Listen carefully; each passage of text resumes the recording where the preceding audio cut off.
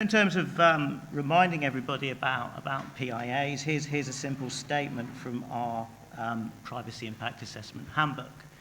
So a PIA is a process that helps assess privacy risks to individuals in the collection and the use and disclosure of information.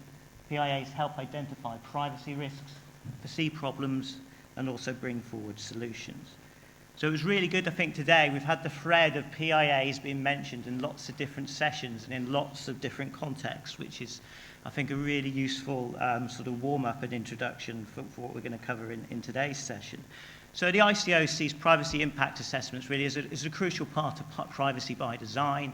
It's about actually embedding, thinking about privacy impacts right at the start of the project or at different points of a project.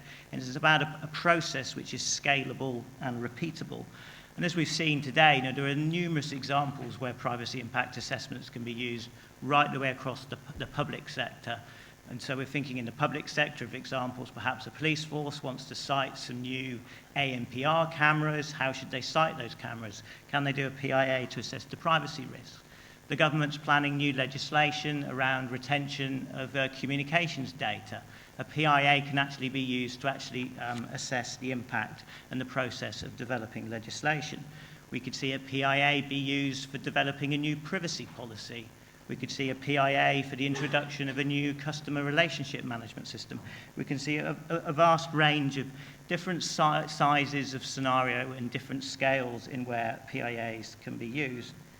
And the key thing is that for a PIA to be successful, it obviously needs to be rigorous. So the process needs to be rigorous and obviously in proportion to the scale and the nature and the issues relating to the risks. In terms of where we are now, the ICO was the first data protection authority in the EU to develop PIA guidance. So we issued our PIA handbook in 2007 and we revised that with a second edition in 2009.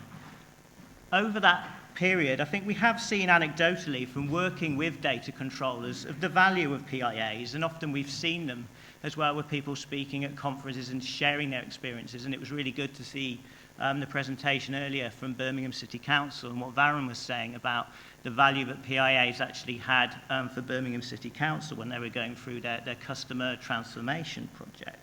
So we're starting to see the value, and we're getting real examples of where PIAs have actually guided organisations to make real effective assessments of the impact on privacy and actually come up with solutions to actually address those impacts when they've been identified. So I think we started to see privacy impact assessments probably start to mature as a discipline. And I think certainly, you can now speak to people and they might say, oh, I've done 10 PIAs in my career as a data protection officer, or I've done 20 or 30. It's starting to become a mature discipline, and that's a real positive as well.